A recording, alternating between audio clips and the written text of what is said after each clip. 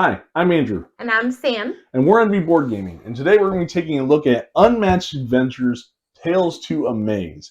This is the cooperative version of Unmatched. And this is a standalone game of itself. However, you can take the characters out and plug it into the competitive game, and also take other characters from other sets and plug it into the cooperative game. Let me show you how it's played, and we'll come back and give you our final thoughts. Okay, so I'm going to go ahead and do a quick overview of Unmatched Tales to Amaze. For the most part, if you're familiar with the Unmatched system, it's going to play very similar. The only thing that's really different is going to be how the minions and the villains are going to work. And so if you're unfamiliar with the Unmatched system, it's a very simple system. What you're going to be doing in this game is each player is going to choose one of the characters that are available. In this set, you have Annie Christmas, the Golden Bat, Nikola Tesla, and Dr. Jill Trent. And your objective in this game is to defeat the villain. There are two sides to the board. On this side, you have Mothman here. And depending on your player count, you're going to have a number of villains. So in a 4-player game, you will have 4 minions. In a 1-player game, you'll have 1. So however many players you have is going to determine how many of these minions come out. You'll only just play against 1 villain. Also, the number of players will determine the starting health for the main villain. So for every player, it's going to be 10 health. So if you're playing with 3, 30 health, 2, 20 health, 4, 40 health, right? And solo is 10 health. So what you're trying to do is to defeat this villain before they achieve their objective. So on this side with Mothman, what he is trying to do is he is trying to destroy these bridges. And there are 4 bridges around the board. And what he has to do in order to do that is progress this threat track here. And every time the threat track gets to the end, it will destroy the lowest numbered bridge. Each of them numbered 1 through 4. Okay, and each time a bridge gets destroyed, something's going to happen. And if Mothman manages to destroy all 4 bridges, then he wins and the players lose. The other way to lose is if all the players get eliminated or defeated, then you'll also lose. Now, the minions will only ever have 10 health, and each of them play very differently and have, their own little niche of what they're going to do to kind of get in the way and be irritating. So the way this game works is that there is an initiative deck here. Okay, and at the beginning of the game, you're going to shuffle this initiative deck, and this is going to determine player order, and it's going to determine when the villain goes and when the minions go. So as you're going through here, you're going to have each player, so determining on who is the first player, right? They'll each have little markers, but then you also have a card for each of the baddies, the minions and the villain. All right, and they're going to take their turn. Now, a normal player's turn is going to be just like the regular Unmatched games, where you will take 2 actions. You will be able to either maneuver, attack, or scheme, right? And you can take any combination of those for your 2 actions. To maneuver, you are just going to be looking at your card, and you are going to move that number of space for each of your characters. Some characters have sidekicks, some do not. So to maneuver, you will always draw a card from your deck. So you will start with 5 cards. You will draw a card, and then you'll move the certain number. So if I am Jill Trent and I am maneuvering, I can move Jill up to 2 spaces, and I can move Daisy up to 2 spaces, however I like, right? But you always have to draw a card when you maneuver. Now, on this this new cooperative version of Unmatched, right? You have these different bridges, and you're going to be able to use the bridge abilities as well as remove the little moths that Mothman puts out onto the board. These are promos, just FYI. Usually they're just a little acrylic tile. But if you look at the bridges, they each have the same kind of icon, which says that you can discard a card to trigger that bridge ability. So you will be able to do that. And what you're going to do is if there were any of these little moths on that bridge, you would be able to discard however many equal to the boost value. So cards are going to look like this, and this is going to be the boost value. So whatever card you discard, that's how many of those little moths you'll be able to get rid of, which will be important because however many of those are out are going to advance this threat track. Okay, so that's how maneuvering and how the bridges are going to work with Mothman. The second thing you can do is attack. So that would be playing a red or purple card, so versatile. And you'll play that face down. And the way that's going to work against the villains and the minions is you will play your card face down, and then each villain and minion have their own separate decks. I didn't lay all these out, but they all have their own separate decks. You will shuffle these at the beginning of the game, and when you attack, you will just take the top one and lay it down and simultaneously flip it over, and you'll be able to see if you did any damage or if they defended it and what kind of effects happened. Every single villain here or minion has a card that is called Deception. It's going to have 0/0, and that allows them to shuffle their discard pile back into their deck. So that's how you're going to be handling with the attacks as you attack the different minions and villains. So this deck here is going to, you're going to keep flipping them all over one at a time, allowing actions to be taken until the entire initiative deck has gone through.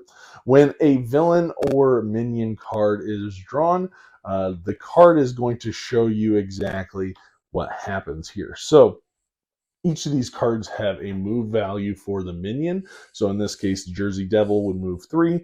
The minions and villains will always move to the closest player that they're going to try to attack. So they're always going to move if they have to, and they're only ever going to attack just one time.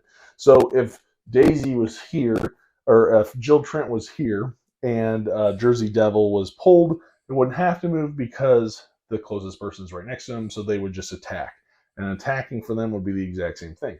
They would take their top card, play it face down. You would also be able to play a card face down and then simultaneously flip over. However, now you would use the red symbol instead of the blue symbol. When you're defending, you use the blue. When you're attacking, you use the red, right? And you'll still do all the abilities for the card, right? And that's it. That's all for their turn. So they'll move if they can. To get to somebody. If they're already next to them, they'll just attack. If there's a tie, players get to choose who the attack goes to. But let's say that every player was too far away for the Jersey Devil. Let's say Nikola Tesla wasn't in the game, right? Too far away. What would happen is the minion would just stay there and it would advance the threat marker. So that's how they're going to encourage you to not be too far away. Otherwise, this is going to progressively get them closer to winning the game. And that's really it. You're just going to keep doing this over and over. After the end of the round, you are going to go through the cards and you're going to do end of round. So they're going to have something like advancing a threat marker. Perhaps everybody in the Jersey Devil zone would have to remove discard cards from their deck. They might receive damage. Extra cards can be added if you're playing with the Ant Queen or the Loveland Frog. There are 2 minions that are on here, and that's the Blob and the Loveland Frog.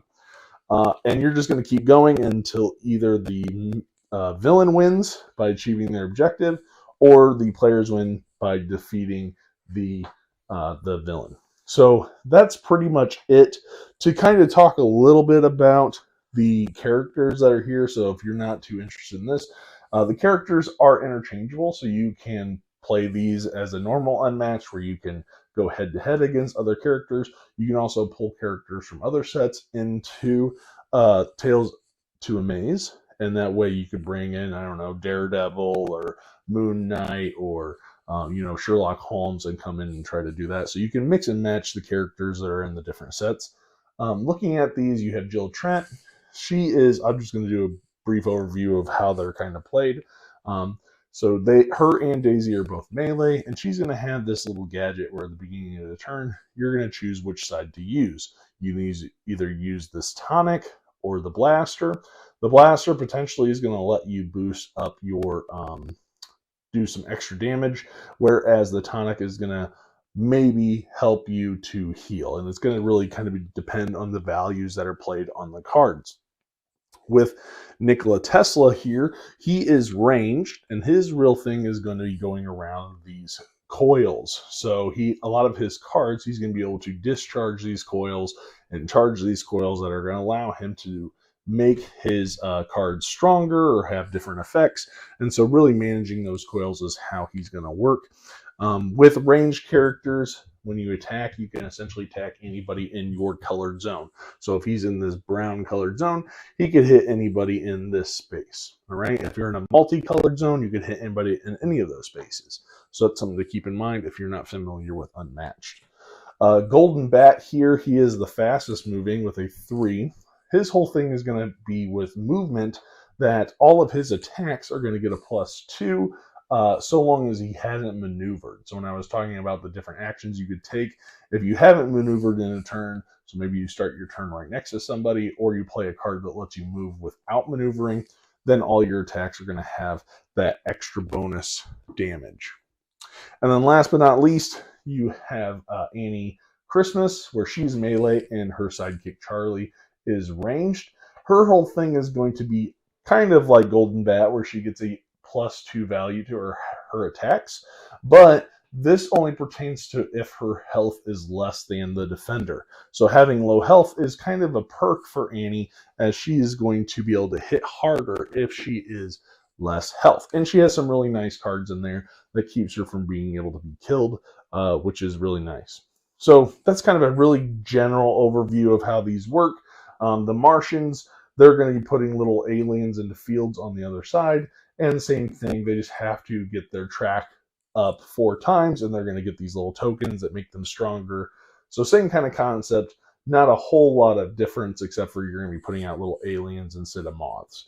And so, yeah, that's pretty much how Tales to Amaze is going to work as a really quick, brief overview. So let's go ahead and go back up top and give you guys our thoughts. All right, and we're back. Thank you for teaching everyone how to play. We're going to jump right in to production. Okay. So what did you think? I think production is very on par with all the other Unmatched things. I think the really amazing thing to look at here that's different from the normal stuff is going to be those miniatures of those bosses, right? You have the Martians with the UFO, the green laser coming down. You have Mothman with those translucent wings and the red eyes. I think those are really cool. I think now you have the same kind of beautiful tokens that you're used to seeing in Unmatched with the minions. Yeah, I really like the unique health dials for the villains. So yeah, I think production wise, very much on par. Graphic design is all the same that you've seen before. Nothing that's hard to follow. The game doesn't really. I mean, it's always been high quality, so I think it's really right on par with Unmatched. Yeah, I think the villains were really cool. Like you said, like the alien beam, like the little Martians were cool too. Which were a part of the Kickstarter. So I did get this through Kickstarter. So as a little added bonus through the Kickstarter, I got the little tiny Martians and little moths. So typically they're just little like acrylic tile or tokens. Okay. So those are different. I'm sure they'll probably be available through Restoration Games. I'm not sure if they were Kickstarter exclusive or not, but they are really nice little added thing too. Yeah, I think the art is cool. I mean, all the same. Like I feel like Unmatched has really awesome art. Very like realistic.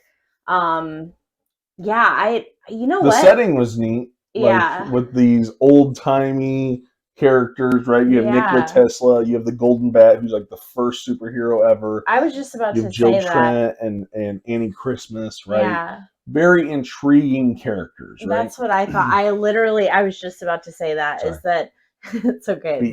We just lined up with that. But yeah, I liked the characters. Like I thought that was a really unique way, like just the ones that they picked, like with Nikola Tesla, like him wearing like almost like a power pack, like he looked like he was like a Ghostbuster with like his like his gun His and electric gun.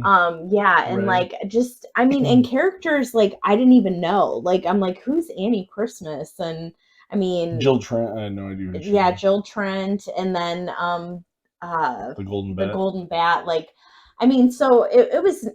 I always like that. Like when there's unmatched sets that they're characters I don't know about because that's like I don't Well, know. that It's makes you a want to go read about them and learn yeah, about them. and that's like precisely what I did because I'm like, oh, that's neat. Yeah, So it's really good. yeah, but overall I feel like yeah, I like the production. And we talked about like it's good quality. So Yeah. how about preparation? So I mean, Unmatched. The rule set as far as the players' turns are very simple, and I mean the Mhm. same as all the other Unmatched stuff, right? You get two actions, you can maneuver, attack, or scheme. Mhm. So same Yeah. thing there for a basic player. The preparation for the game, setting things up. It is a shuffling of a lot of cards, right? You got a certain number of minions, you have your boss, but setup is pretty quick. It's not very long, other than having to shuffle the different decks. That's probably the Mhm. lengthiest thing about it. As far as the teach, since I do all the teaching, again, it's pretty simple. Even I don't have to teach the villain or the minion side of things, so I'll be like, I'll just take care of it. So the teach is very easy, very simple. The only thing I have to do is say, hey, we have to make sure the Martians don't go up this track 4 times, or Mothman doesn't destroy all 4 of these bridges, right? If they do, they win. All we have to do is try to kill them, right? If we Mhm. kill them, we win. We try not to die, right? That's how it works. Yeah. So very easy teach. If you're already familiar with Unmatched, you can easily jump right into this. The Yeah. only thing is that someone would have to learn how to run the minions, which Yeah. isn't that bad. Mhm. Um, so yeah, so I think preparation is just fine. Yeah. Yeah, I think so too. I mean, we're able to get it like set up pretty quickly, I feel. Yeah. Yeah. And then like tear down isn't that bad either. I mean, No. you're just like collecting everything. So, Yeah. all right. Gameplay. Okay. So, can I go Yeah, first go on for it. gameplay? Okay. Well, so Of course. um I am a fan of cooperative games. Like I like being able to play together, especially like with Unmatched because Unmatched is always like me versus you, right? Like it's Right. always like we're fighting, it's just us, or it's like, you know, you have more people playing and it's like you're all just fighting each other and it's all like one against the other. But I like the cooperative of like, okay, there's these like villains, these like minions, these bad creature thingies Mm-hmm. that we have to work together to fight. So I almost liked this more gameplay than normal Unmatched just because I'm like, you know, and I'm not a big like fighting game type of person, Mm-hmm. but I like this as we have like a common goal and we're like fighting them together. So for me, I felt like, you know, I mean, as always, like it's very straightforward as far as like your turns. It's all Mm-hmm. the same. It's, you know, um, and then I want to say it's just, yeah, there is luck because you're flipping, you know, the cards Yeah. for the minions of like, Well, and also turn order. You never know when yeah, you're gonna play. right. So that's the luck part of it. Yeah. But I feel like you need to the strategy is like, okay, do which minion do we need to go after first? Because it's kind of hard to like Depends. manage. Yeah, like I mean, you got to kind of decide are you going to go after them? I'll go after this one. Like, yeah. Right. Yeah, I think mechanics wise, I mean, if you're familiar with Unmatched, you know the mechanics. It all works very well, very streamlined, Mhm. very typically not a lot of downtime. However, I will say it can, if you are playing a 4 player game Mhm. and you have in the Ant Queen or the Loveland Frog and you're playing the Martians, there can be a ton of cards in that initiative where you're just Mhm. flipping and flipping and flipping, and 6, 7 turns go by and no player has gone, and you're just, oh, everybody Mhm. discard card. Oh, everybody take damage. Okay, this happens. Oh, who wants to discard cards? Nope, Martians come out, right? And so that luck, if you get into that situation, I would say do not play. If you're playing the Martians, try to not play with the Leveling Frog or not play with the Ant Queen just because they keep adding in those cards. Yes, I get that it's, that's how those play. However, I think it really slows down the game. It really drags it out. Yeah. Play with those characters that only have one card. If you're playing with the Martians, there's still tons and tons of minions. But if you play with those ones that add every single round, unless you're able to knock them both out or something with them, because everybody only gets 2 actions, right? That first round, it could take a while, and you could lose a lot of cards. But I'm just saying, like, that's a lot because the Martian at a 4-player game, the Martians have 5 cards, right? And they all have, eventually you could have like 3 or 4 leveling cards, 3 or 4 ant queen cards. That is a lot, and so in those situations, downtime can take forever. Yeah. And you're just waiting for your turn, or you're just getting beat up on, and then it gets to your turn, and you're like, all right, well, I don't have any cards really, so I guess I'm going to run away and draw. So that really, really hurts that game. So my recommendation is do not play with those minions if you're playing the Martians. You will have, I think, a bad time. So that really was frustrating with that. I think there is a lot of luck, like I talked about with the initiative. Also, those cards that get flipped over, you don't know what you're attacking into. But I mean, it's kind of, you're not going to know when you're normally fighting each other anyway. True. So it is a nice set to be able to play. I think it's nice for people that want to play that cooperative and have that experience, and being able to even be able to teach people how to play the base game of Unmatched, because it can help you and talk to you through your character kind of thing, and maybe come up with a plan. You obviously don't want to be an alpha gamer, but it is nice, instead of us wailing on each other, trying to go and wail on someone else.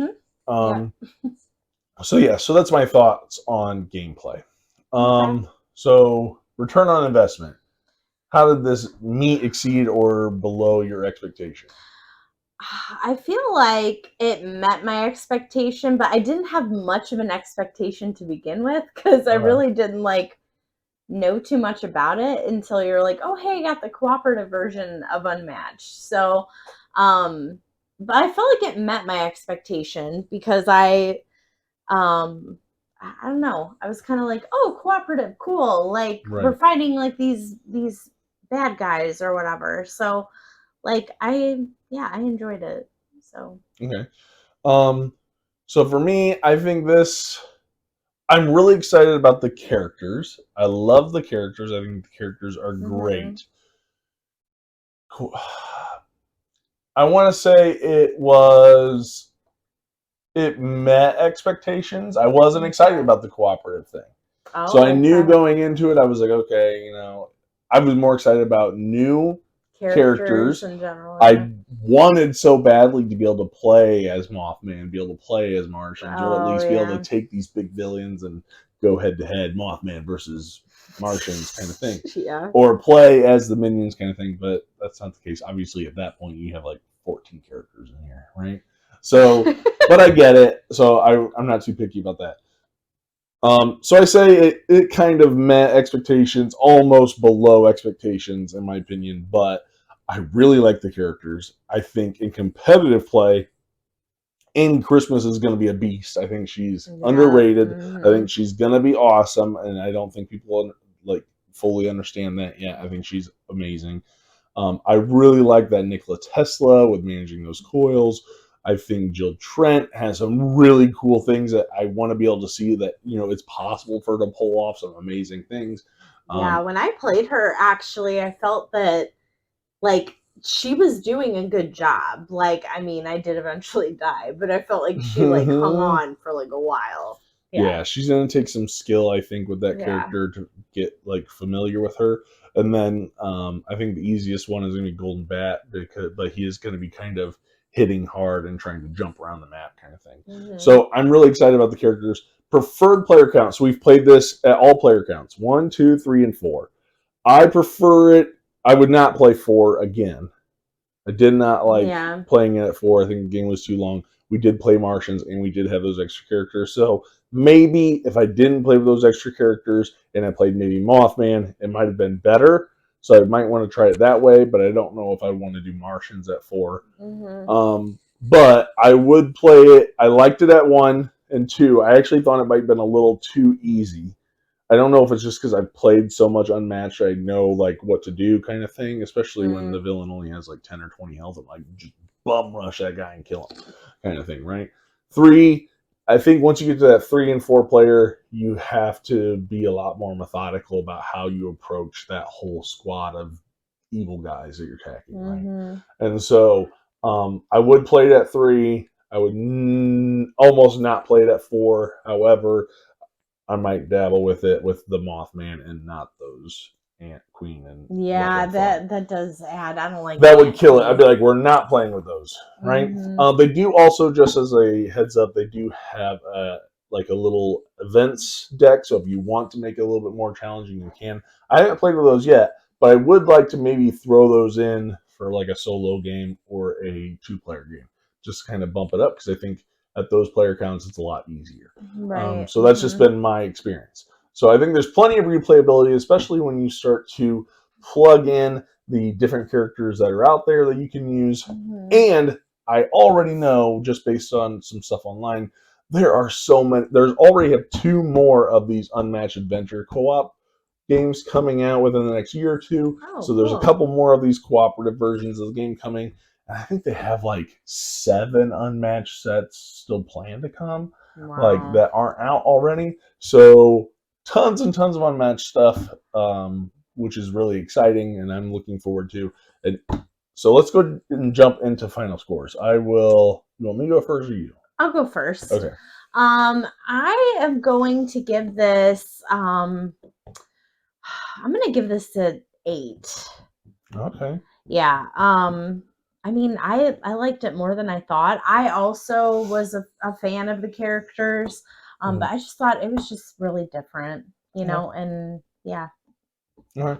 I'm going to come in at like a 7.8. This is probably my lowest rated Unmatched, just because I wasn't as big a fan of the co-op thing, but it's still a match. It's still something I really like. So 7.8, I'm going to come in on it. So yeah, that's what we think of Unmatched Adventures, Tales to Amaze. Please like, comment, and subscribe, and we'll see you guys on the next one. Thanks for watching. See ya.